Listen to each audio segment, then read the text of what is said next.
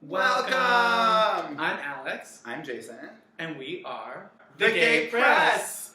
Welcome to episode number 4. Oh my god, thank you so much for being here. We are repping spring break. Yeah. Okay, so in honor of spring break, we wanted to watch a film that really affected our growing queer minds. So we're watching like a teen camp classic. Yes. So the film we are watching is Roger Kumble's Cruel Intentions. Okay, so this movie is opening with a very, very 90s alt-rock classic. Are you looking at yourself? I'm getting into the 90s, you know, I'm feeling the angst. I guess I should do more. So they're rich and in New York City, shocking. Yeah, they are rich, they have time to do everything but actually go to school. So the original story is looking at like aristocrats in like the 17th century of France or something like that. And the whole point is like they have too much money and they're bored. So what they do is like they make like sexual conquests. Swoosie Kurtz. Swoosie Kurtz. Her name is Swoosie. Who wants to boink her? Boink? Is this, are you using spring break terms? No, that's just what I say when straight people have sex. Boink? Yeah. Ugh. It's the sound it makes. I don't like that. I'm not. You know, like, so like I picture like a straight porn being like those bubble text that comes up in like superhero things, the old timey ones. Like like how? Yeah, so it's like boink or like squish, but like it's not real. It's just like little signs. Squish? Is that Tara Reid? And what really makes this like cutting edge is that he puts photos on the internet.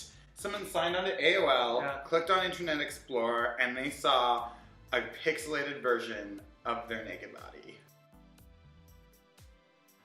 Christine Baranski is now talking to Sarah Michelle Gellar with Selma Blair. She's wearing a shirt with like a little koala on it.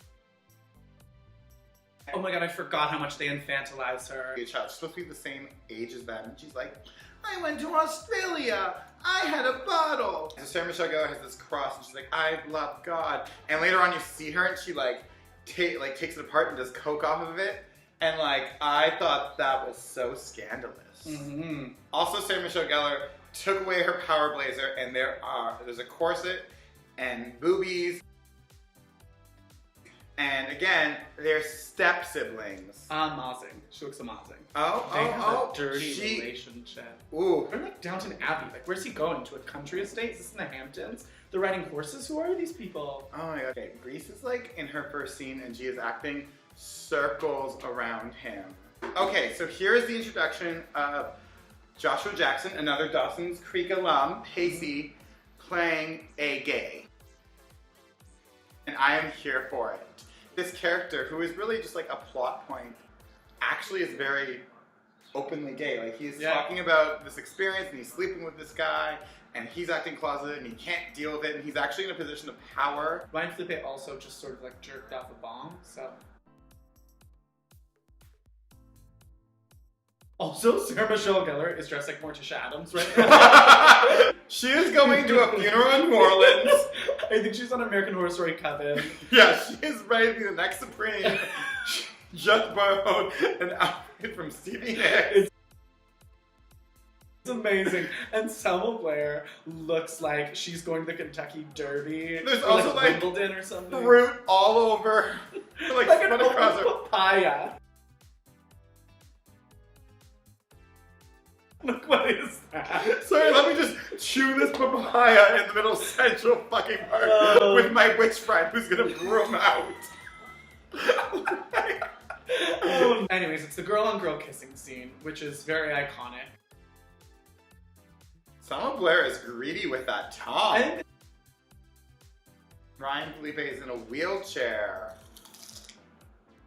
Is he doing FDR drag? I'm also a little bit worried because I think maybe Sarah Michelle Gellar has a serpent. Ooh, Ryan Felipe bomb. I like it. Oh my God, cheers. Cheers, it's nice. nice. Great. What I really like is like in this whole scene, it's like, I'm exposing you, you're gay. and like Joshua Jackson is just like filing his nails. Literally.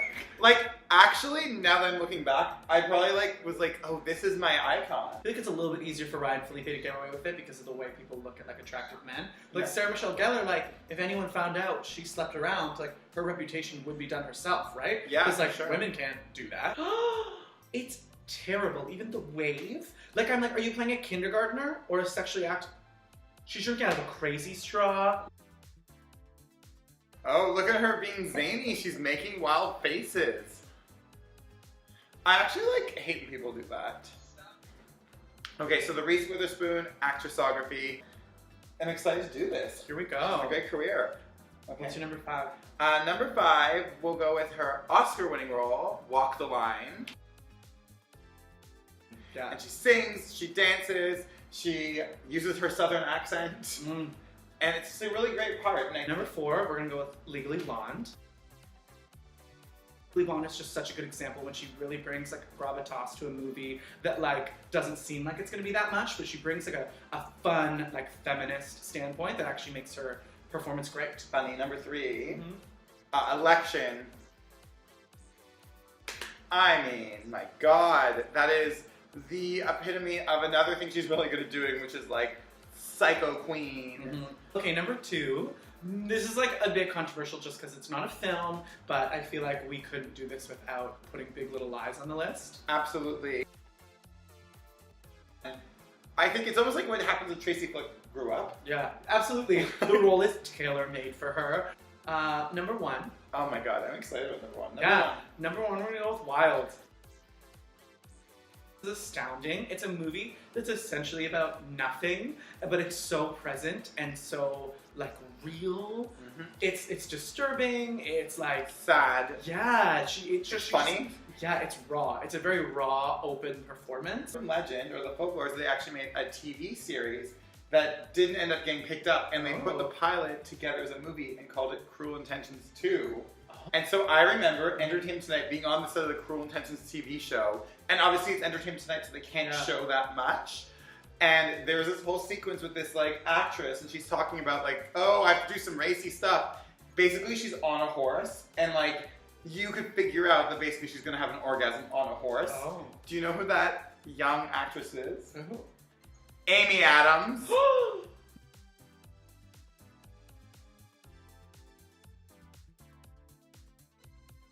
Both get these monologues back and forth. They're ruining each other's lives. Like, this is where this movie is too good for the genre. Oh, did she just, like, clock this bitch? I love it. You clocked her, Reese. Okay, we did it! I think the thing that I really took away from that we discussed was the idea of the slut-shaming and the idea of taking Sarah Michelle Gellar's character down. There's so many awful things that she does do. But yet, it's all these superficial things. Like, she sleeps with people. But like, and like, we like Reese's character, but we're supposed to care about Reese because she has all the natural feminine qualities, right? Stephen, you've listened. Stephen?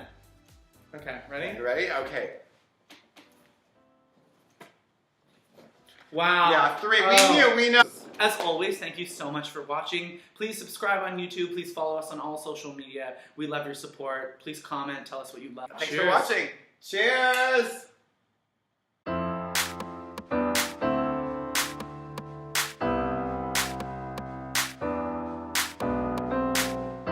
Yeah, I think like he might just be like parked inside being like, you need a moment to breathe. Parked inside.